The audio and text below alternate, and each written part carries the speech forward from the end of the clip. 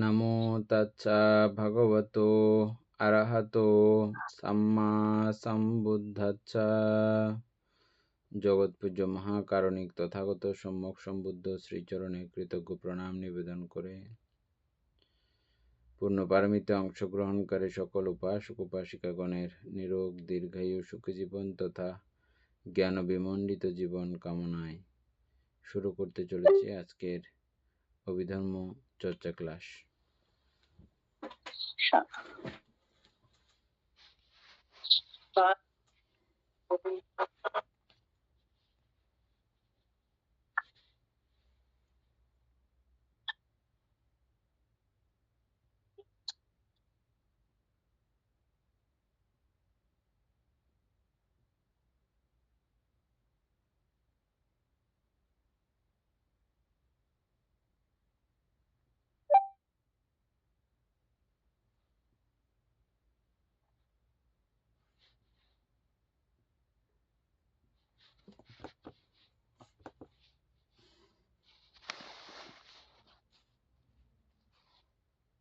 আমাদের page number ছিল 302 পৃষ্ঠাতে। 302 পৃষ্ঠার প্রথম ভাগ শেষ হয়েছিল মনে হয়। হ্যাঁ, 303 পৃষ্ঠার মধ্যে 2 নম্বরে উদয় বিজয় জ্ঞান, এটা পড়তে গিয়ে ওই উপক্লাস গুলো আলোচনা করবেন বলছিলাম। উপক্লাস আর উপক্লাস গুলো বানতে ওই 288 পৃষ্ঠার মধ্যে আছে। যারা ওখানে সংক্ষেপে বলা হয়েছিল, তো এখানে বিস্তারিত আলোচনার মধ্যে এসে গেছে, যে সেই জন্য ওগুলো পড়া হয়নি। যে ওগুলো 88 পৃষ্ঠার মধ্যে আছে উপক্লাস গুলো, যারা দেখতে চায় ওখান থেকে পাবে।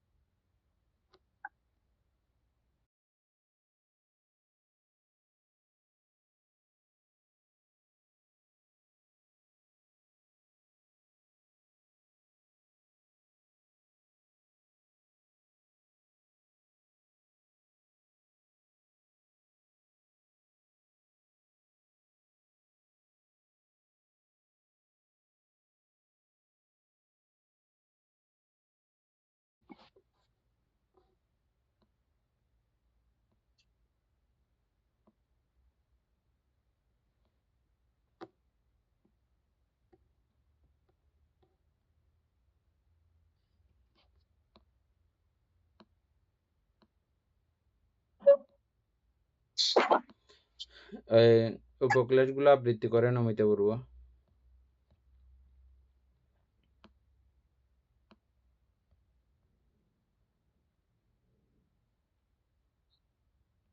একটা হচ্ছে যে বানতে অববাস, এগুলো বানতে 288 পৃষ্ঠার মধ্যে আছে।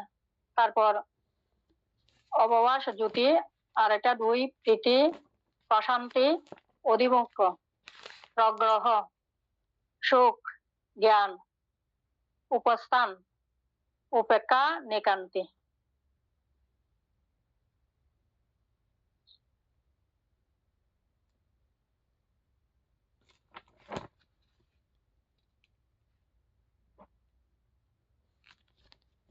আচ্ছা, এগুলো সম্পর্কে একটু একটু ধারণা পেলে হয়ে যাচ্ছে না?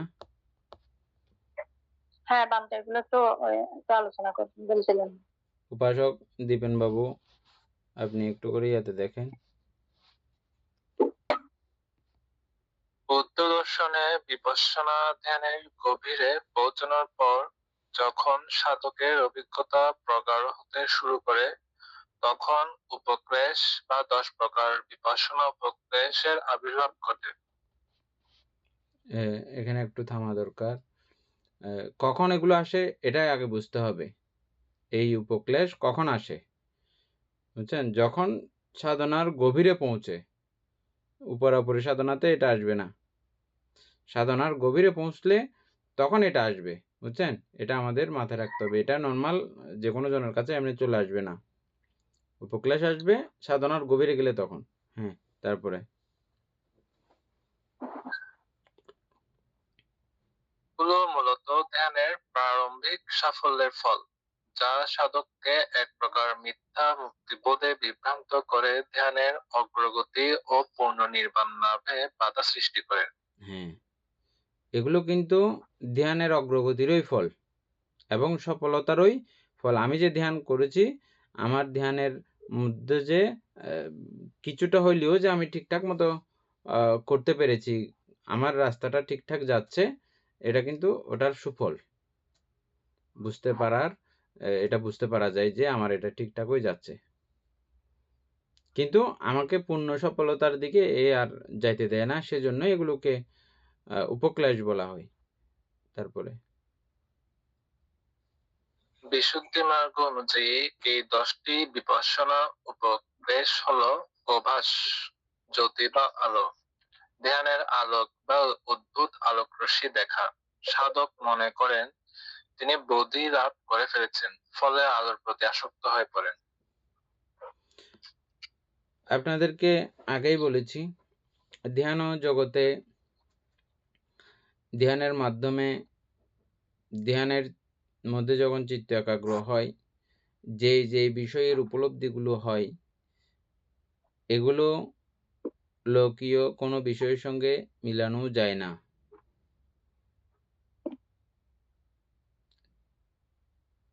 ভুল বলছি। পার্থিব পৃথিবী সংক্রান্ত আমরা যা এ পর্যন্ত যত আলোর সঙ্গে পরিচিত, যত বিষয়ের সঙ্গে পরিচিত, ওইরকম কোনো বিষয়ের সঙ্গে এগুলো মিলে না।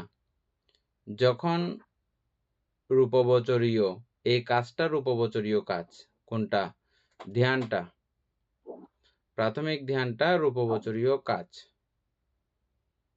আর লোকোত্তর ধ্যান, এটা লোকোত্তর মুখী কাজ। আর লোকোত্তর তো সরাসরি হয় না, এটা রূপবচরের মধ্য দিয়েই হাঁটতে থাকে।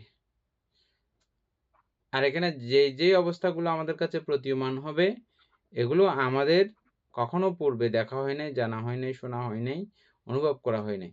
সম্পূর্ণ এটা বিরল। আমাদের যারা আমরা প্রথমবার এটা লাভ করবো, এটা পুরো বিরল একটা ঘটনার যেন সাক্ষী হচ্ছেন। এই যে আলোর কথা বলা হয়েছে অভাস, এটা জাস্ট অভাস। এটাকে আবার কোনো আলো টালো বললে কিন্তু এটা যথাযথ হচ্ছে না। এটা অভাস মানে এটা অন্য একটা জিনিস, অন্য একটা ব্যাপার। উদাহরণের সাথেই এই কথাগুলো লেখা হয়, বোঝা হয়, এটা কিন্তু মাথায় রাখতে হবে। হ্যাঁ, অভাস মানে অভাস, এটা ধ্যানের প্রেক্ষিতে এটা প্রাপ্ত বিষয়, যার প্রেক্ষিতে ওই আলোতে এমন ধারণা জন্মে যে না, আমার কিছু একটা হয়ে গেছে। কিছু একটা কি? এটা তিনি মুখ্য জ্ঞানে, চরম জ্ঞানে, পরম জ্ঞানে উন্নীত হয়ে গেছেন, এমন ধারণা সাধকের জন্মে যায়। তাহলে আলোটা কিরকম হতে পারে, কত অদ্ভুত রকমের হতে পারে, কতটা শান্তিদায়ক হতে পারে, কতটা সুখকর হতে পারে, চিন্তা করতে পারেন। যেটাকে সাধক নির্বাণের সুখ বললেও, জ্ঞানের চরম প্রাপ্তি বললেও ওনার কাছে মানে লাগতেছে না, অতৃপ্তি লাগতেছে না, এরকম মনে হচ্ছে। হ্যাঁ, এই জন্য বলতেছি যে এটা এমনি যদিও বা লেখা হচ্ছে যে এখানে কিন্তু লাইট আলো, বিষয়টা এমন না, এটা কিন্তু মাথায় রাখতে হবে। হ্যাঁ,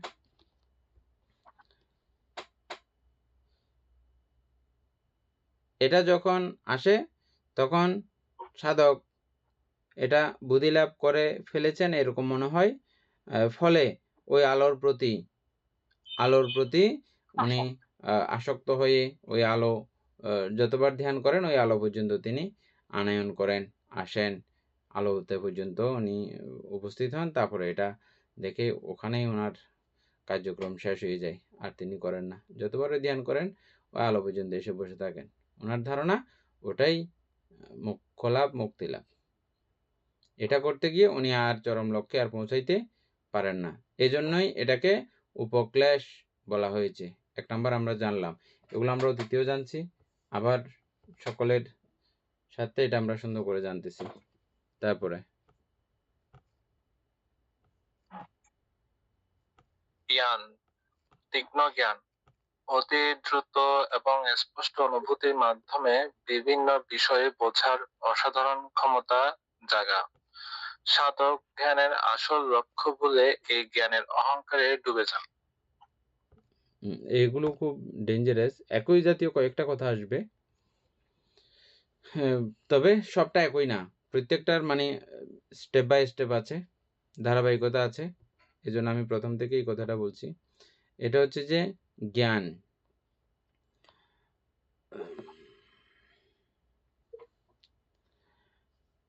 এই ত্রিপিটক পড়ার পরেও, ত্রিপিটক তো না, আমরা জাস্ট এই একটা বই নিয়েই আলোচনা গবেষণা করতেছি। এটা করতে গিয়েও এটা যারা যারা একটু খুব ভালো করে মনোযোগ দিয়ে পড়েছেন তাদের কাছে অন্যরকম একটা অভিজ্ঞতা জেগে গেছে না?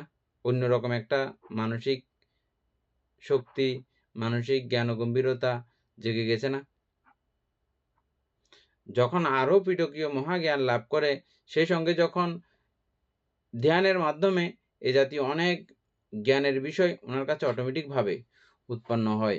এটা যারা তীক্ষ্ণ বুদ্ধিসম্পন্ন কিছু মানুষ, এগুলো ধ্যানের কথা না, এমনি জাস্ট উদাহরণ করতেছি। তীক্ষ্ণ বুদ্ধিসম্পন্ন কিছু মানুষ আছে আমাদের সমাজ ব্যবস্থাতে, সমাজে থাকে। ওরা যে কোনো কিছুতে খুব তড়িৎ মুহূর্তে ওরা বুদ্ধি সঞ্চার করতে পারে, অটোমেটিকভাবে, মানে তাদের ব্রেন এগুলো সাপ্লাই দেয়, এরকম আছে। ঠিক একইভাবে যখন যোগী সাধক এই ধ্যানের মধ্যে এই জায়গাগুলোতে পৌঁছেন, চিত্তের একাগ্রতা নিবিষ্টতার কারণে ওনার এই চতুরার্য সত্য সম্পর্কে সহ নানা বিষয় প্রশ্নের খুব মুহূর্তে মুহূর্তে খুব সুন্দর সুন্দর সমাধান অটোমেটিকভাবে ওনার কাছে উৎপন্ন হয়। এগুলো পেয়ে, এগুলো দেখে উনি খুব আনন্দিত এবং আপ্লুত হন এবং তিনি ভাবতে থাকেন যে আমার জ্ঞান লাভ হয়ে গেছে, আমার আর কোনো কিছু এখানে জানার ব্যাপার নাই, বোঝার ব্যাপার নাই। যা জানার, যা বোঝার, সবকিছু আমি বুঝতে পারতেছি, জানতে পারতেছি। এরকম একটা অভিব্যক্তি ওনার উৎপন্ন হয়। ওই অভিব্যক্তি ওনাকে আর উপরে যাইতে দেয় না। ঠিক প্রত্যেকবার ধ্যান করেন, এই জায়গাতে এসে তিনি, হ্যাঁ এটাই আমি পেতে চেয়েছিলাম, এটাই আমার হয়েছে, এখানে এসে তিনি স্টপ থাকেন। এটা হচ্ছে যে এটাকে বলা হয় জ্ঞান বা তীক্ষ্ণ জ্ঞান। অতি দ্রুত এবং স্পষ্ট অনুভূতির মাধ্যমে বিভিন্ন বিষয় বুঝার অসাধারণ ক্ষমতা জাগা। এটা সাধক ধ্যানের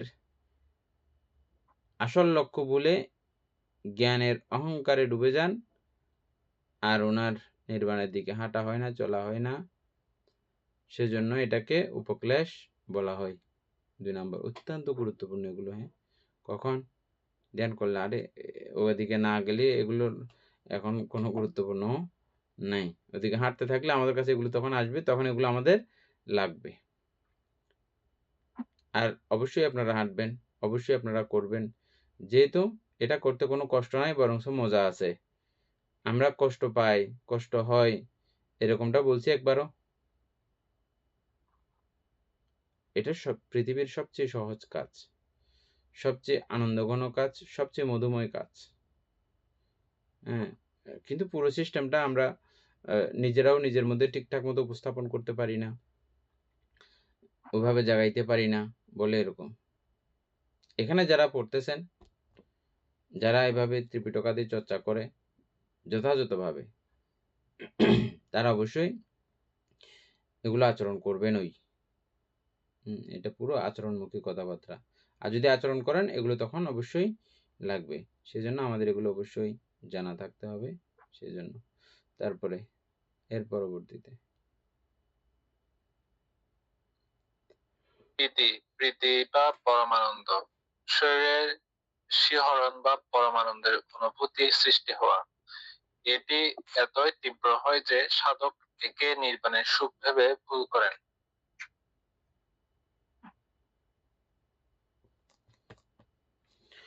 প্রীতি সম্পর্কে আমরা এর মধ্যে আলোচনা করেছি।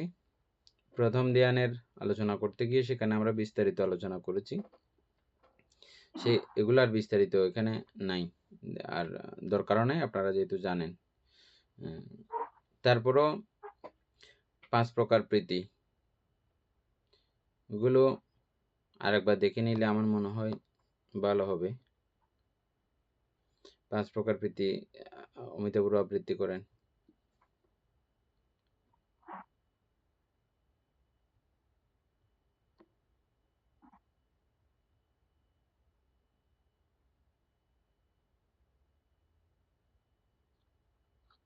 মানে একটা হচ্ছে ক্ষুদ্রিকা, তারপর হচ্ছে যে ক্ষণিকা, তারপর হচ্ছে যে অবকান্তিকা, উদ্বেগা, আর 5 হচ্ছে স্ফুরণা। পঞ্চপ্রীতি।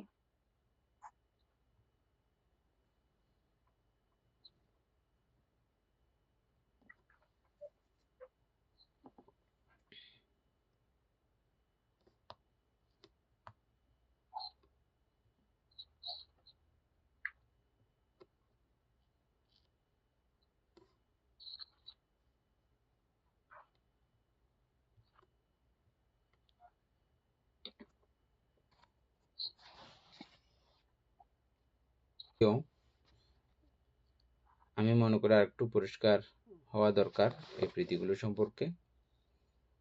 এমনি বলে গেলাম, আমি ওটার সঙ্গে একটু আমার পরিচয় থাকলো না, চেনার কোনো উপায় থাকবে না।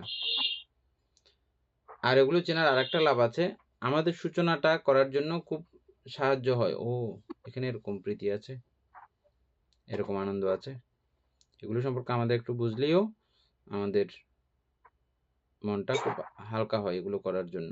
বারবার এগুলো নানা প্রযত্ন করে, নানা প্রক্রিয়া করে আমরা চেষ্টা করব।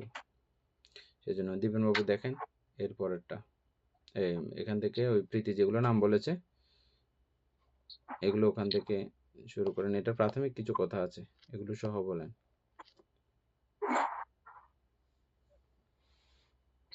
বৌদ্ধ দর্শন ও ধ্যানের গভীর স্তরে যে প্রীতি বা পরম আনন্দের উদয় হয়, অভিধর্ম অনুযায়ী সেই প্রীতির মধ্যে 5 প্রকার। ধ্যানের গভীরতা বাড়ার সাথে সাথে এই প্রীতির তীব্রতা ও অনুভূতি পরিবর্তিত হতে থাকে। উদ্যোগ প্রীতি, এটি প্রীতির একদম প্রাথমিক স্তর। এই অবস্থায় শরীরে হালকা শিহরণ জাগে, গায়ের পশম শিউরে ওঠে বা মৃদু রোমাঞ্চ অনুভূত হয়।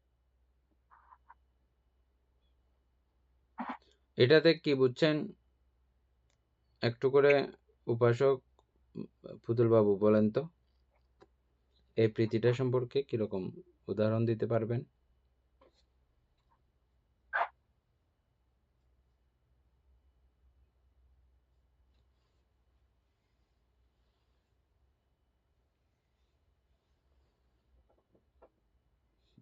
বাঁধতে বৃষ্টিটা বিদ্যুৎ ইয়ার মতো সমকনের মতো বাঁধতে একটু মানে আলাগ আর কি, আর শৈল হালকা হয় এরকম না বাঁধতে।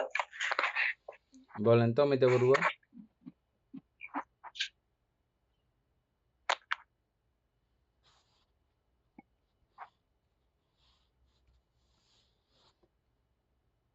মিউট করা। মানে যখন সাধক ধ্যানে বসে, যখন প্রথম ধ্যান, বিতর্ক, বিচার, প্রীতিতে যখন আসে, তখন এটা মানে যখন ওই যে মনের মধ্যে একটা প্রাথমিক ভাবে একটা মানে শিহরণ, সামান্য একটু মানে হালকা শরীরে মানে শিহরণ জাগে শরীরের মধ্যে, তো এটাকে একটু তো একটু মৃদু মানে প্রীতি অনুভব করে কিছুটা, তো ওইটাই হচ্ছে মৃদু উদ্যোগা প্রীতি।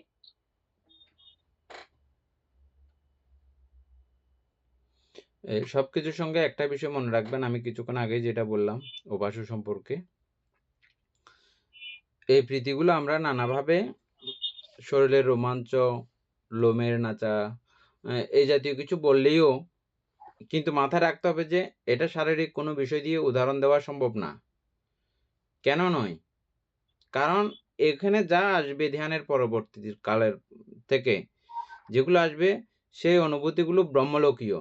আমরা যেহেতু ব্রহ্মলোকের সঙ্গে আমাদের কোনো পরিচয় নেই, দেখিও নাই শুনিও নাই তাদের শব্দ কোনো কিছু, মানে বুদ্ধ বলেছেন বলে আমরা এগুলো দেখতেছি যে জানতেছি যে, বুঝছেন?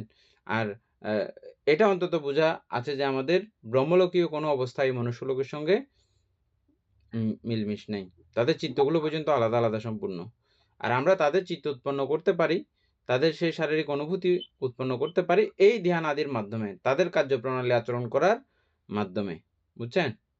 নাহলে কিন্তু এটা আমরা কোনোদিন পাইতাম না বা হতো না আমাদের এটা। এভাবে বললেও ওই বিষয়টা কিন্তু আমাদের মাথায় রাখতে হবে। ক্ষুদ্রিকা বলতে কি বোঝানো হয়েছে? খুব ক্ষুদ্র প্রীতি, ছোট ছোট প্রীতি, অল্প অল্পক্ষণের জন্য প্রীতি। এই অবস্থায় কি মনে হয়? শরীরকে হালকা, শরীরে হালকা শিহরণ জাগে। ঠিক একেবারে অন্য ধরনের একটা শিহরণ, যেটা আমরা অনেক সময় ঠান্ডা লাগলে হাত শিহরণ ধরে যায়, শরীরে শিহরণ ধরে যায়। ঠিক ওটা আমাদের সবসময় এটা ভালো লাগার কারণ হয় না, খারাপ লাগারও কারণ ঘটে এটা, না? কিন্তু এটা এরকম না। এটা হচ্ছে যে একদম আনন্দে প্রীতিতে অন্য রকমের একটা অনুভূতি তৈরি হয়ে যাবে এটার সঙ্গে। আমাদের ওই শিহরণের সঙ্গে এই শিহরণ মিলে ফেললেও হবে না।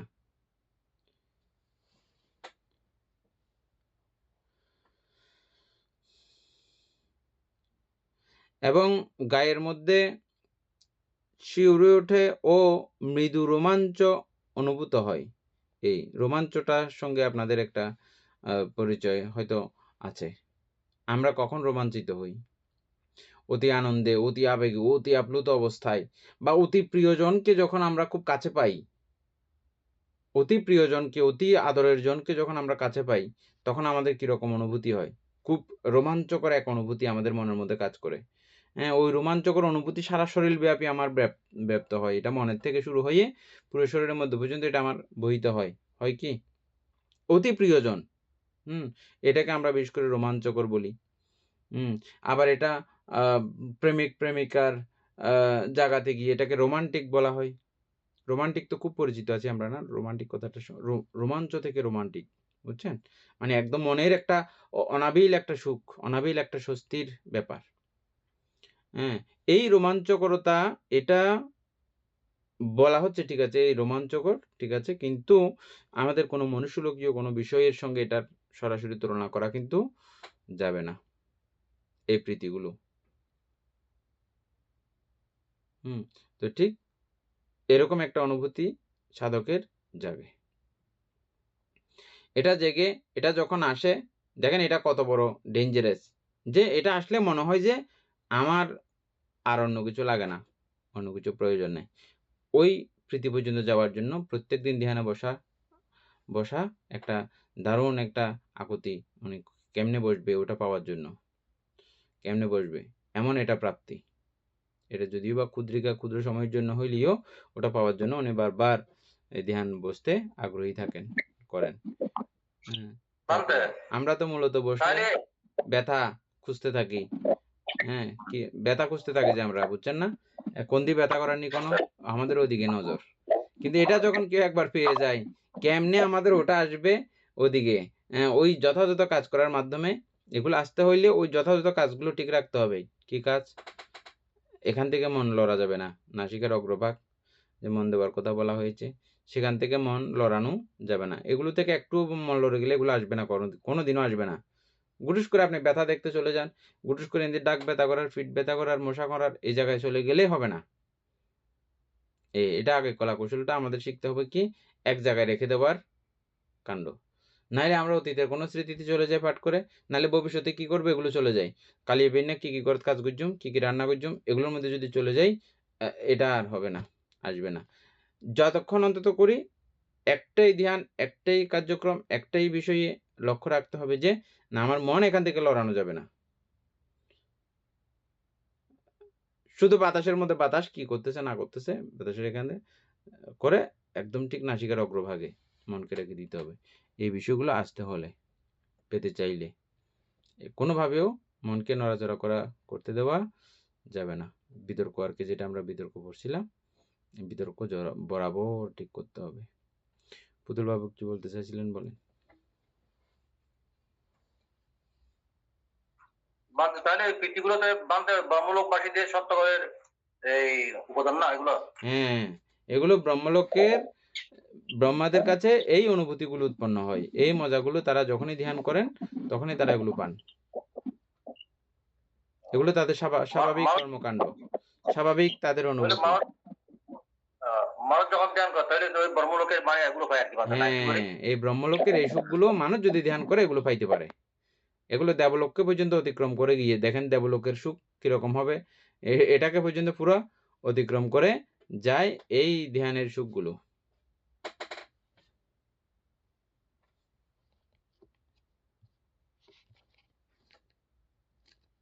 এরকম পাইলে তখন তিনি মনে করেন যে না আমার তো হয়ে গেছে, আর লাগে না। এটা প্রতি আসক্তি, এটার প্রতি মায়া মমত্ব আর ধ্যানের উন্নত দিকে যাইতে দেয় না। এই দেয় না বলে, নির্বাণের দিকে যাইতে দেয় না বলে এটাকে ক্লেশ বলা হয়, পচা বলা হয়, ক্লিষ্ট বলা হয়, দুর্গন্ধ বলা হয় বা অস্বস্তিকর জিনিস বলা হয়। কেন বলা হয়? কারণ এটা যদি আমাকে যাইতে না দেয়, আমি যদি নির্বাণ যাইতে না পারি, তাহলে আমাকে আবার বারবার মরে মরে দুঃখ যন্ত্রণা ভোগ করতে হবে, নালা নর্দমায় জন্মগ্রহণ করতে হবে, নানা জাতীয় দুঃখ কষ্ট যন্ত্রণাগুলো সারাক্ষণ পাইতে হবে। তাইলে এগুলো কে করছে যে আমাকে এত দুঃখ যন্ত্রণা পাওয়ার জন্য? কে বাধ্য করেছে যে এখন? এই প্রীতিগুলো। এই প্রীতিগুলো তাহলে কি এটাকে ক্লিষ্ট, ক্লেশ বলার উপযুক্ত নাকি উপযুক্ত নয়? এত ভালো জিনিস, এত মজার জিনিস, এগুলোকে আবার ক্লেশ বলা হয়েছে, ক্লিষ্ট বলা হয়েছে, পচা বলা হয়েছে। ঘটনা কি? এখন বুঝছেন? ওই সূত্র ধরে এটা পচা, ওই সূত্র ধরে এটা খারাপ, ভয়ঙ্কর, মারে। এমনি নর্মালি খুব আরাম। কোথায় ব্রহ্মলোকীয় সুখ তো এটা, বুঝছেন? এমনি ভালো, কিন্তু যেহেতু আমাকে মূল কাজ করতে ও দেয় না, মূল কাজ থেকে আমাকে দূরে সরাই ফেলতে পারে, করে, সেজন্য এটাকে উপক্লেশ বলা হয়। তারপরে প্রীতিটা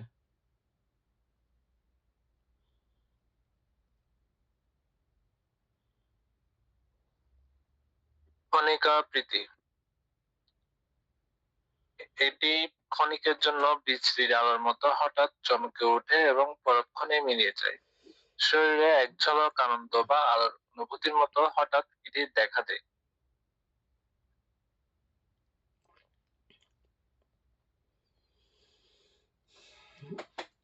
অভ্যাস এবং এই প্রীতি, এটা আপনাদের কাছে পড়াগুলো পড়লে একই রকম মনে হচ্ছে। যদিও বা এখানে আরেকটা কথা আপনাদের মনে রাখা উচিত, যদিও বা এখানে শুধুমাত্র 5 প্রকারেরই বলা হচ্ছে। এই প্রীতির কোনো প্রকার বলে এমনি শেষ করা যাবে না। একেক জনের কাছে একেক ডিজাইনে একেক রকমের করে উৎপন্ন হয়। প্রধানত এখানে আমরা এই 5 ভাগে আমরা বুঝবো জিনিসটাকে। বুদ্ধ ভগবান আমাদের জন্য এভাবেও বলেছেন, আবার ওই কথাটাও মানে বুঝতে, জানতে, মনে রাখতে বলেছেন। হ্যাঁ, এটা হচ্ছে যে হঠাৎ করে কোনো বিজলি, বিদ্যুৎ চমকায় যেমন, এভাবে হঠাৎ করে একটা বাইরে দেখবো এরকম আলো, অথবা ভিতরে দেখবো। কিন্তু মনে রাখতে হবে এটা কিন্তু প্রীতি। প্রীতি মানে মহা আনন্দদায়ক একটা বিষয়। এটা দেখে আমি ভয় পেয়ে যাব না বা কিছু, ওরকম কিছু হবে না। আনন্দের সৃষ্টি হবে, প্রীতির সৃষ্টি হবে, মজার সৃষ্টি হবে। এগুলো প্রতি বিদ্যুৎ ঝলকের মতো একটু একটু আসলেও ওই ঝলকের জন্য আমরা সারাদিন অপেক্ষা করতে পারি, এমন ঝলক আছে না? এরকম অনেক কিছু মজা জাতীয় জিনিস একটু করে আপনারা খান যে, কত কষ্ট করেন, কত ইনকাম টিনকাম করে রান্না বান্না করে তারপর খাইতে বসেন, খান যে মাত্র কত 10 মিনিট বা 15 মিনিট খান না? এই 10-15 মিনিটের মজার জন্য সারাদিন কষ্ট করেন না? সাধকও ঠিক এরকম, যখন এই ঝিলিক ঝিলিক মজা যখন আসে, তখন সে সারাদিন এই ধ্যানে বসার জন্য একটা তার প্রযত্ন প্রচেষ্টা থাকে, এই ছোট ছোট প্রীতির আস্বাদনগুলো নেওয়ার জন্য খুব অধীর থাকেন। আর এটা যখন পেয়ে যান তখন ওই আবার পুনরায় এটা পাওয়াতেই তিনি বসে থাকেন, এটাতে আসক্ত হয়েই বসে থাকেন, আর উন্নত দিকে যান না। তখনই এটাকে বলা হয় উপক্লেশ। জানতে হ্যাঁ, আহ এমনিতে প্রীতির বিষয়টা আগেও বুঝছি, এখনো বুঝতেছি, কিন্তু মানে বিষয়টা আমি বুঝতে পারি নাই কোনো এখন কারণে ভালো লাগতেছে বুঝতে নাকি পারি নাই। ব্যতিক্রম লাগতেছে যে? না, আমি এটা বোঝাচ্ছি কি, আসলে প্রীতি বলতে কি, যেটাকে আমার ভালো লাগে বলে সেটাই বোঝাচ্ছেন, নাকি ওইটা ওইটা না, মানে অন্য কোনো কিছু বোঝাচ্ছে? আমরা যেটাকে প্রীতি, মনুষ্যলোকীয় প্রীতি যেটা আছে, আমরা আমাদের কুশলের প্রীতি, অকুশলের প্রীতি, কুশল কর্মের সঙ্গে প্রীতির সুখানুভূতি দেখেছি না? এবং বা অন্য প্রকার চৈতসিকের মধ্যে প্রীতি আছে। তার মানে প্রীতি আমাদের সঙ্গে এখনই সম্পৃক্ত আছে। কিন্তু আমি আজ নতুন করে বলছি যে, নতুন না, আগেও বলছিলাম, এই প্রীতি আমাদের মনুষ্যলোকের কোনো অনুভূতির সঙ্গে এটা মিলমিশ নাই। এটা সরাসরি ব্রহ্মলোকীয় প্রীতি।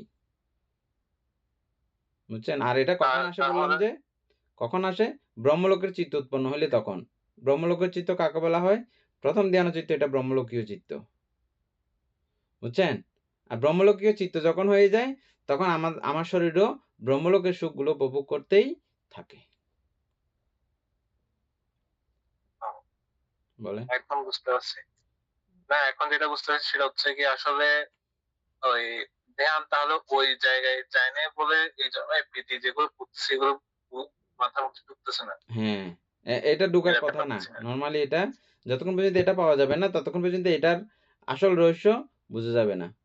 অনেকে এর আগের কতগুলো বিষয় নিয়ে মানে যখন ধ্যান করে তখন বলতে আসে, আমার এরকম, এরকম হয়েছে। ওই যে আগে গল্প কাহিনী শুনছে, মানে ভানতে কোনো বলে ফেলবি নি কোনো এটা। হ্যাঁ, তুমি তো প্রীতি লাভ করেছো। এটার জন্য মানে একটু অপেক্ষা থাকে। মানে মনে করে যে মানে আমি এখন বলবো, আপনার তো কাজ হয়ে যাচ্ছে, চলতেছে ঠিকঠাক মতো। এটা বলার জন্য।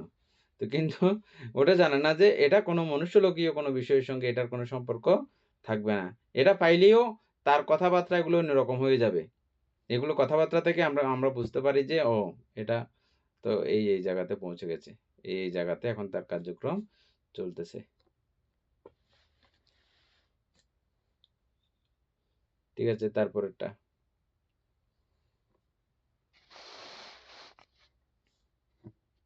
অবক্রান্তিকা প্রীতি। এই প্রীতি সমুদ্রের ঢেউয়ের মতো বারবার শরীরে আঘাত হানে। যেমন সাগরের ঢেউ তীরে এসে আছড়ে পড়ে, তেমনি আনন্দের এক একটি তরঙ্গ পুরো শরীরে খেলে যায়।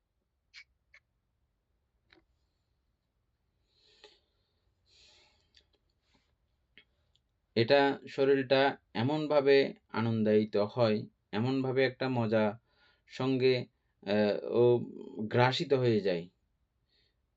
এমন অবস্থা হয় যে, যেমন সাগরের মধ্যে একদম বড়, বড় ঢেউয়ের তরঙ্গ যেগুলো আছে, বড়, বড় ঢেউ, হ্যাঁ? পুরো ঢেউয়ে ভরপুর হয়ে নদী যেমন ফুলে, ফুলে উঠে ধপাস, ধপাস করে পড়তেছে, এরকম সুখের অতিশয্যে, স্বস্তির অতিশয্যে, প্রীতির অতিশয্যে শরীর দেহ এমন অবস্থা হয় যে, মনে হচ্ছে যে মানি আনন্দের ঢেউ খেলতেছে পুরা।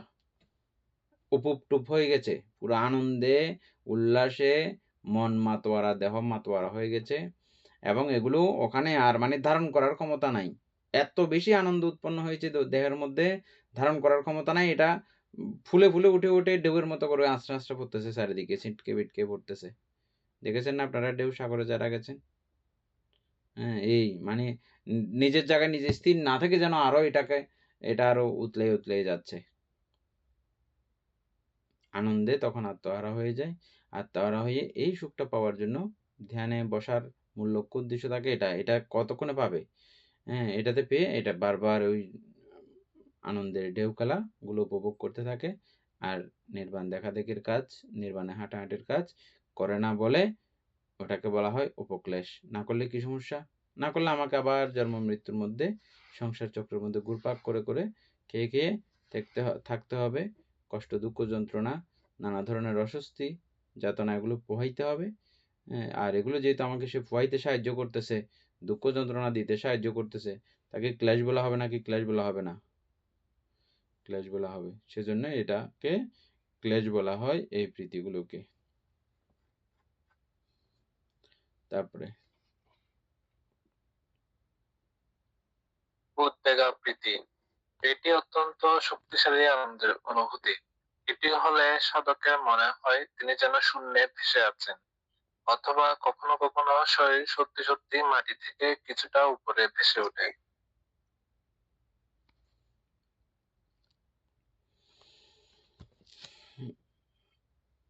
এটাকে ঠিক ঋদ্ধি বলা হয় না, আবার ঋদ্ধি বললেও অতক্তিও হয় না। তবে ওনার কোনো ইচ্ছাতে যেহেতু এটা হয় না, ঋদ্ধি তো নিজের ইচ্ছাতেই তৈরি হয়। ইচ্ছা করেই এই ঋদ্ধির প্রয়োগগুলো, ব্যবহারগুলো করে থাকেন সাধকগণ। কিন্তু এটা হচ্ছে যে দেহের সুখানুভূতিতে, দেহের কোনো রকমের অস্বস্তিকর ফিল না পাওয়ার কারণে, এই যে আমাদের দেহ যে ওজন মনে হয়, মাথা টনটনানি, পা ঝিনঝিনানি, নানা ধরনের কেরেঙ্কাল, এগুলো আমরা দেহ দেখি না বলে এগুলো অনুভব করতে পারি না। যে আপনারা কখনো দেহ দেখিয়েন, সেই মুহূর্তের মধ্যে পর্যন্ত কত রকমের যন্ত্রণা চলতেছে দেহের মধ্যে। নাহলে ইন্দি খাজ্জর, নাহলে ইন্দি এরকম, নাহলে মাথা ব্যথা, নাহলে কোমর ডাক, এগুলো আমরা ওখানে মন দিই না বলে আমাদের ব্যথা নাই। যে এখন আপনারা পড়াতে মন দিয়েছেন বলে এখন নাই। যে একটু করে আপনাদের দেহে মন দিয়ে দেখেন, কত রকমের যন্ত্রণা আপনারা সঙ্গে সঙ্গেই দেখতে পারবেন। নর্মালি এগুলো মনে হয় যে না, কিছু বোধহয় নাই কই। এই সমস্ত যন্ত্রণাগুলো একাগ্র হওয়ার কারণে এগুলো তো কোনো কিছু পায় না। চিত্ত একাগ্র হয়ে যাবার কারণে ওখানেই পুরো জগৎ চলে যায়। পুরো সমস্ত চিন্তা ভাবনা, সমস্ত কিছু যেন আমি ওই জায়গাতে কেন্দ্র করেই রয়ে গেছি। আর জগতের কোনো কিছু ওনার কাছে নাই। তখন তো এই যে একটা ৮০-৯০ কেজির একটা শরীর, এটাকেও আছে বলেও আর মনে হয় না। আমার তো মন মানসিকতা আর যেটাকে নিয়ে চিন্তা করি সেটাই। আমার এখন পুরো চিত্ত সারা শরীর ব্যাপী, শরীর জুড়ে আছে। তখন আমার পুরো লোড আমার মন বহন করতেছে তখন। এটা পুরো তখন আমাকে ভারী মনে হয়, অস্বস্তিকর বলে মনে হয়। কিন্তু যখন আমাদের চিত্ত চেতনা যখন ওরকম একাগ্র হয়ে যায়, তখন কিন্তু এই ফিল অনুভূতিগুলো আর থাকে না। খুব হালকা লাগে। উদ্বেগা মানে যেন এখন ফু দিলে উড়ে যাবে, ফু দিলে উড়ে যাবে, এরকম এত হালকা হয়ে যায়। হ্যাঁ? তো এই অবস্থায় শুধু যে এভাবে নিজেকে হালকা মনে হয় এমন না, অন্য কেউ দেখলে সাধককে মাঝে মধ্যে মাটি থেকে আলগাও দেখেন। মানে মনে আলগা হয়ে উড়ে রয়েছে জুড়ে, এরকমও দেখা যায়। এটা নিজের কাছেও মনে হয় এমনটা। আবার এই বিষয়টা, মনে হওয়া বিষয়টা অপরে যখন দেখে, উনি সরাসরি এটা দেখতেও পান। এই কথাটাই এখানে উল্লেখ করা হয়েছে। এই কথাটা শুধু এখানে লেখা হয়েছে এরকম না, এরকম বহু গ্রন্থের মধ্যে এই কথাটা কিন্তু আসছে। পিটকীয় বহু গ্রন্থের মধ্যেও, বুঝছে? এটাকে বলা হয় উদ্বেগাপ্রীতি। এই উদ্বেগাপ্রীতি যদি একবার লাভ করে কেউ, তখন তিনি নিজেকে ভাবতে থাকেন, আমি তো পুরো দেহ থেকে মুক্ত হয়ে গেছি। আমার তো আর দেহের কোনো ভার, কোনো কিছু এগুলো তো নাই আর। আমি তো শেষ। আমি তো চিরতরে শান্ত হয়ে গেলাম। এটা পাওয়ার জন্য বারবার তিনি ঘুরপাক করে করে বসে থাকেন, ধ্যান করেন, এটা পান, এটা পেয়ে ওখানেই থাকেন। আর ঊর্ধ্ব দিকে যাইতে দেয় না বলে এটাকে ক্লেশ বলা হয়, এই প্রীতিকে। শেষ হয়েছে না? তারপরে স্ফুরণা প্রীতি। এটি প্রীতির সর্বোচ্চ ও সবচেয়ে সূক্ষ্ম স্তর। এটি তুলা বা স্পঞ্জে পানি শুষে নেওয়ার মতো পুরো দেহ ও মনে ছড়িয়ে পড়ে। এই প্রীতি সাধকের পুরো অস্তিত্বকে পরম শান্তি ও পূর্ণতায় ভরিয়ে দেয়।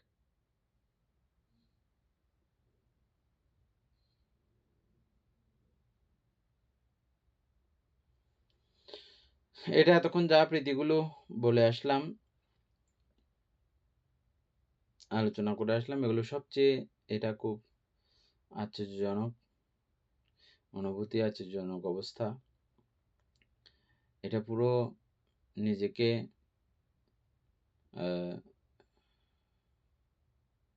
যেন তুলার মতো মনে হয়। ফু দিলেই যেমন তুলা উড়ে যায়, খুব পাতলা তুলা। তুলা তো একটু মোটা হইলে তো আপনাদের বুঝবেন যে এটাই হচ্ছে। তুলা বলতে একেবারে তুলার আঁশ এগুলো ডাইরেক্ট তুলা বললেই আমাদের কাছে একটু লোট বলে মনে হবে, বুঝছেন? তুলার মধ্যে একেবারে পাতলা একটা দুইটা আঁশ যেমন ফু দিলে উঠতে থাকে, কোনো রকমের ভার অনুভব করে না, একদম কি মহা একটা সুখের। এটা জাস্ট আমরা উদাহরণ দিচ্ছি, কিন্তু বারবার বলতেছি কথাগুলো উদাহরণ। এগুলো উদাহরণ দিয়ে এভাবে লেখা হয়েছে। আর এটা সরাসরি ফিল করার জন্যে এই জায়গাতে উপস্থিত হতে হয়, না হলে এটা সরাসরি এটা ফিল করা যাবে না। এই কথাটা আমরা কোথায় জেনেছিলাম? আমরা যখন ব্রহ্মজাল সূত্র পড়তেছিলাম, কিছু বিষয় ওখানে আমরা কি পড়েছি, যেটা আমরা পড়তেছি ঠিক আছে, সরাসরি যেমন এই চিত্তগুলোর আকার প্রকার যেমন ঠিক তেমন বলাটা, তেমন লেখাটা যাবে না। আর লেখা থাকলেও হয়তো এটা আপনারা মনে করতেছেন যে এখানে বই উল্টাপাল্টা লেখা আছে, বোধহয় এরকম মনে হতে পারে। কেন? আমরা ওই জগৎ পর্যন্ত সরাসরি আমাদের পরিচয় নাই, সেজন্য আমাদের এরকমটা মনে হতে পারে। তো এই প্রীতিটাও ঠিক এতক্ষণ যে আনন্দগুলোর কথা বলে আসলাম, তো এগুলো বুঝছেন, এগুলো থেকেও আরো উপরে, আরো উন্নত, আরো সুন্দর, আরো মনোমুগ্ধকর। পুরো প্রীতির সাগরে যেন ভাষা, পুরো প্রীতিতেও উবরডুব হয়ে অবস্থান করা, অবগাহন করে অবস্থান করার মতো যত প্রকারের অশান্তি, দুঃখ, যাতনা সবগুলো ভুলে গিয়ে সবগুলো নাই হয়ে যায়, তখন অন্যরকম একটা অনুভূতি নিয়ে তখন তিনি চলতে থাকেন। এটাকে বলা হয় স্ফুরণা প্রীতি। মানে কোনো অংশের মধ্যে একটুও দুঃখ অনুভব করার মতো ওনার পরিস্থিতি থাকে না।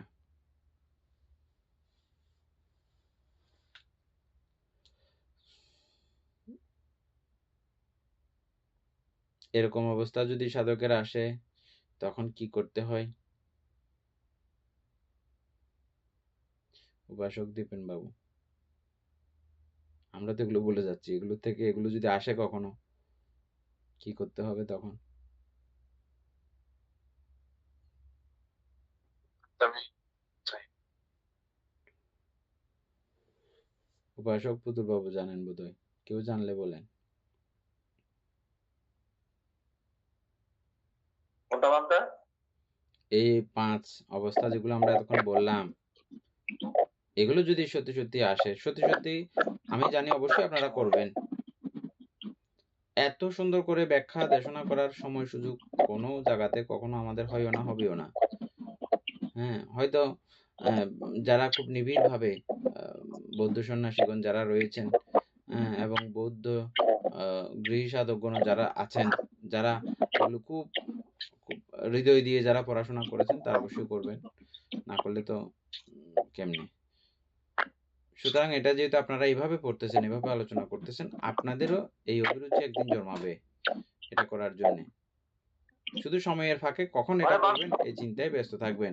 আর এটা যখন আসবে, তখন আপনার কি করণীয়? মাঝে ওই যেটা যেরকম লাগে সেরকম মানে উপলব্ধি করতে পারি না, এরকম না? আমার শরীরে পিটি আছে, পিটি যাচ্ছে, এরকম। বলেন শিল্পী বড়ুয়া। কই শিল্পী বড়ুয়া তো নাই। অমিত বড়ুয়া বলেন।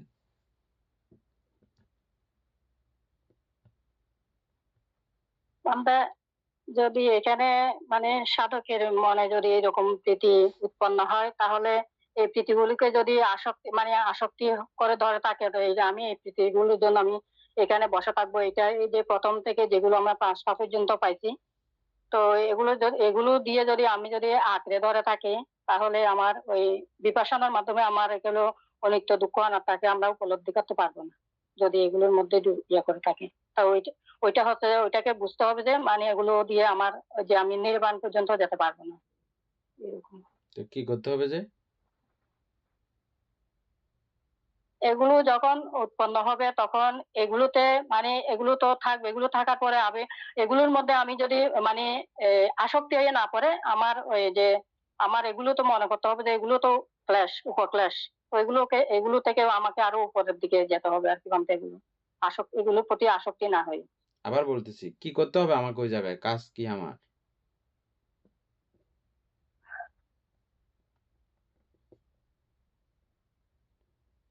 বেশি বিপদে পড়ে গেছেন, একই কথা আর বলতে পারতেছেন না?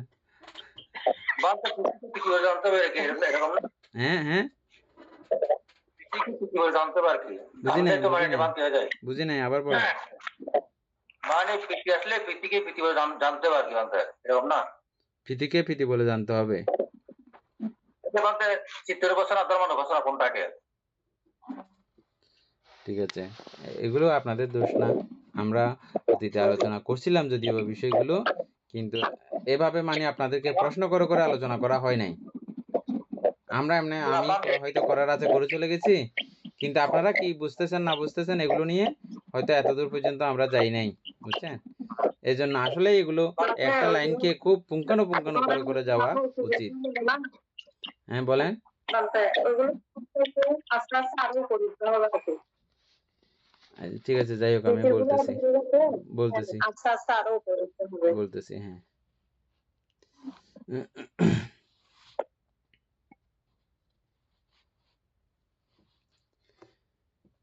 উত্তর একটাই, তখন আমাকে বিবেচনা করতে হবে।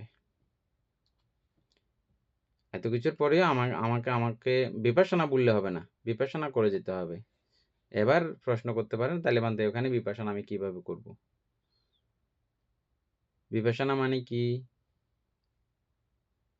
অমিত বড়ুয়া কিন্তু বলছেন এই কথাটা, হ্যাঁ, কিন্তু বললেও মানে আমি বারবার যখন বলতেছি আপনি তখন আর দিশকুল হারা ফেলছেন যে কি করব তখন আর। আশা করি এবার বুঝে গেছেন আমাদের উপাসক দীপেন বাবু, বিপাশনা করতে হবে। কিভাবে সেখানে বিপাশনা করতে হবে?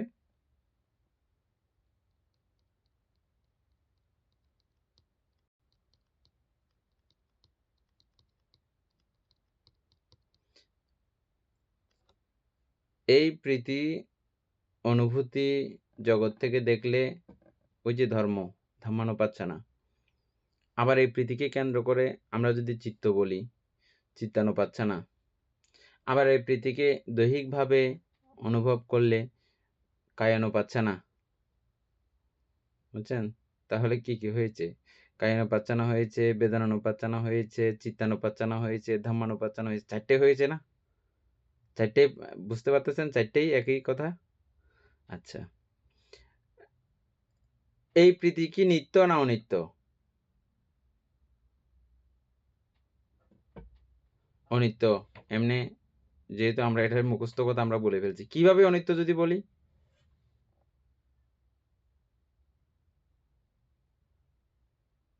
এই তৃতীয়ত বানটা কিছুক্ষণ থেকে আবার চলে যাবে, সেরকম আর কি।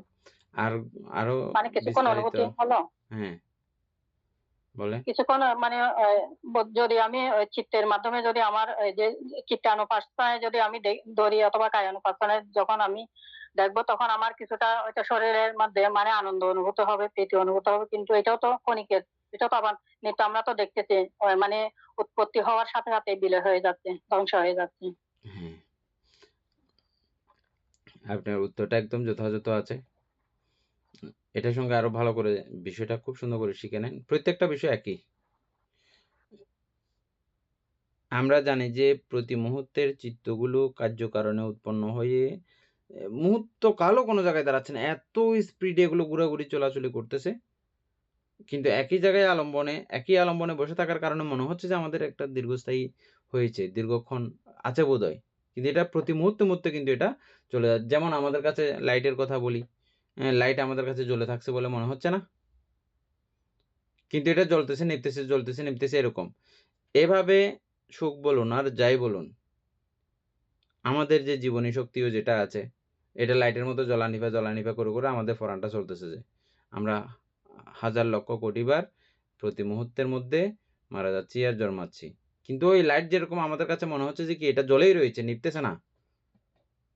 এই আমাদের ফরান সম্পর্কেও আমাদের ধারণা এটা। আমরা কিন্তু প্রতি ক্ষণে ক্ষণে এইভাবে মরতেছি বাঁচতেছি, পুনরায় আবার বেঁচে ওঠার মতো কার্যক্রম এখানে আছে বলে এটা এভাবে চলমান, ধাবমান। আচ্ছা, অদ্ভুত যে এত কিছুর মধ্যেও আমরা এই মরা বাঁচার মধ্যেও কথাগুলো কিন্তু ওটার সঙ্গে এটার তালমিল রেখে, রেখে আমরা কিন্তু বলতেছি। কার্যক্রমগুলো কালকের সঙ্গে আজকে তালমিল রেখে, রেখে বলতেছি। এটাই আশ্চর্য না? এই পুরো সিস্টেমটাকে বোঝার জন্য এটা পুরো ওইভাবে আমরা ব্যতিক্রমভাবে ভাবতে গিয়ে আমাদের কাছে এই আত্মসংজ্ঞা বিরাজমান হয়ে যায়। প্রতীয়মান হয়ে যায়। আচ্ছা, যেটা বলতে চাইছি আশা করি বুঝে গেছেন। এই প্রীতিটা প্রতি ক্ষণে, ক্ষণে এভাবে উৎপত্তি হয়ে, হয়ে চলতেছে। এটা ক্ষণকালের জন্য নিত্যতা আশ্রয়ী আশ্রিত হচ্ছে না। এক ক্ষণের জন্য ও নিত্য নামক অবস্থা প্রাপ্ত হতে পারতেছে না। একেবারে সেই জায়গা থেকে এটা বুঝে আসতে হবে যে এটাও নিত্য। আর এই সুখের জিনিস ভেঙে যাওয়া, সুখের জিনিস নষ্ট হয়ে যাওয়া, সুখের জিনিস ধ্বংস হয়ে যাওয়া, এটাকে কোনোভাবে আমরা সুখের বলতে পারি না। ভেঙে যাইতে লাগলে এত মজার জিনিস, এত আনন্দের জিনিস ভেঙে যাওয়াটা যখন দেখব, তখন এটাকে দুঃখ না বলে উপায় আর নাই। অবশ্যই আমরা এটাকে তখন দুঃখ বলতেই বাধ্য। দুঃখ ওই দৃষ্টিকোণ থেকে দেখলে এমনিও দুঃখ আপনি দেখবেন। তাহলে ২ টা গেল, আরেকটা কি? অনাত্মা। এই সুখ তার ব্যক্তিগত কোনো সুখের, এই প্রীতি ব্যক্তিগত কোনো সম্পদ না। এটা নানা প্রত্যয় সহযোগে এই অবস্থা উৎপত্তি হয়েছে। সেহেতু এখানে কেউ আত্মত্ব প্রকাশ করার মতো পরিস্থিতি নাই। এই সুখ অনাত্মা, প্রীতি অনাত্মা। ঠিক ওই জায়গায় দাঁড়িয়ে এই প্রীতি সম্পর্কে এই মনোভাব, এই মনোবৃত্তি, এই দৃষ্টিকোণ, এই দৃষ্টিভঙ্গি উৎপন্ন করার নাম হচ্ছে যে বিপাশনা। বুঝে গেছে? আর কোনো ঝামেলা? তাহলে এই জায়গায় এসে কি কাজ করতে হবে? এটা। শুধু এই জায়গা না, আমরা আরো জায়গাগুলো জানবো ক্রমান্বয়ে। উপক্লাসের মধ্যে যে জায়গাগুলো আমরা ক্রমান্বয়ে জানবো, প্রত্যেকটা জায়গা সম্পর্কে এই রেজাল্ট উৎপন্ন করে দেখাই দেওয়া। ও কোনো জায়গায় বুঝতে চাইলে তাকে এটা বলে দেওয়া। এটাকে বলা হয় বিপাশনা জানা, বিপাশনা বোঝা। বিপাশনা বুঝতে পেরেছে বলে ওইরকম ব্যক্তিকে বলতে পারা যায়। এটা বারবার দেখে নেবেন, হ্যাঁ? ঠিক এই জায়গাটা। অনেক সময় বারবার দেখতে, দেখতে, শুনতে, শুনতে বলার সময় না বুঝলেও ওরকম আবার এগুলো বারবার রিপিট করতে, করতে হঠাৎ করে বোঝা হয়ে যায় বিষয়গুলো। বিপাশনা তো এটাই। আমি এটা ছোট্ট একটা প্রীতির উদাহরণ দিয়ে বললাম। এটা শুধু প্রীতিতে না, যে কোনো অবস্থাতে শারীরিক, চিত্তজ, বেদনাজ, ধর্মজ, যে কোনো বিষয় সম্পর্কে একই ধারণা উৎপন্ন করতে পারা নাম হচ্ছে যে বিপাশনা।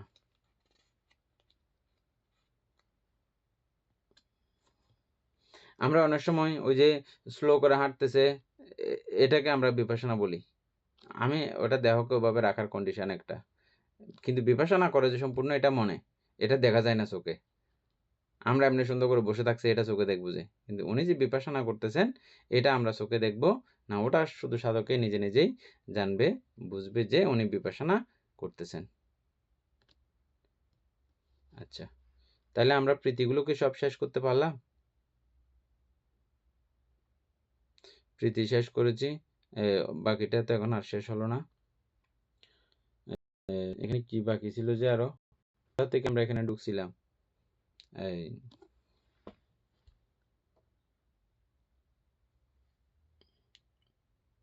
আমরা দশ উপক্লাস উপক্লাস যেগুলো থেকে, করতেছি, হ্যাঁ উপক্লাসগুলো তাহলে শেষ ওখানে হয় নাই। ঠিক আছে? প্রীতি পড়তে গিয়ে তারপর এটা পঞ্চবৃত্তিটা তাহলে এই প্রীতিগুলো আপনারা আবার ধ্যানচিত্ত কখনো পড়লেও এখানে বুঝতে আর কষ্ট হবে না, না? এরপর থেকে আমরা বরাবর কি করতে পারবো, ওটা ওদিন আলোচনা করছি যে এটা আবার দেখে নিলে সুন্দর করে হয়ে যাবে। আশা করি আজকে আগে যে প্রীতি জেনেছেন আজকে একটু অন্যরকম লেগেছে নিশ্চয়ই। ঠিক আছে। সদ্ধর্ম প্রাণ প্রিয় উপাসক উপাসিকা বৃন্দ, এতক্ষণ যাবৎ আমরা অভিধর্ম চর্চা করেছি অত্যন্ত প্রীতি মনে। এই প্রীতিসহগত চিত্তে যখন এই ধর্মচর্চাগুলো শোনা হয়, ধর্ম আলোচনাগুলো শোনা হয়, তখন এটা অপরিমেয়, মানে মাপ করা যায় না, এমনিও এই চিত্তগুলোর ফল, পুণ্যতা এগুলো মাপ করে শেষ করতে আমরা পারবো না, এমনতর পুণ্য এগুলো। আর সেই সঙ্গে আবার যখন এই প্রীতি মিশানো হয়, আনন্দযুক্ত করা হয়, তখন এগুলোর ফল বিশাল এবং ব্যাপক হয়ে যায়। এই ব্যাপক মাপের পুণ্য এতক্ষণ যাবৎ আমরা সম্পাদন করেছি। এতে আমাদের অপ্রমেয় কল্যাণ সাধিত হয়েছে, মঙ্গল সাধিত হয়েছে, পুণ্য সাধিত হয়েছে। এই পুণ্যরাশি অনন্ত চক্রবাসী সত্যগণকে দান করছি, গুরুভান্তিদেহকে দান করছি, মাতা পিতাগণকে দান করছি, এবং এই পুণ্যের কাছে আমরা প্রত্যেকেই প্রার্থনা করব নির্বাণ লাভ অবধি অসৎ ব্যক্তি, মূর্খ ব্যক্তি, পাপমিত্রের সংসর্গ লাভ না করে সদা সর্বদা জ্ঞানদর্শী কল্যাণ মিত্রের সান্নিধ্য সংসর্গ লাভ করতে সক্ষম হই। এইরূপ সাধু কামনা পোষণ করে আজকের মতো ক্লাস এখানেই সমাপ্ত করছি। সাধু সাধু সাধু ও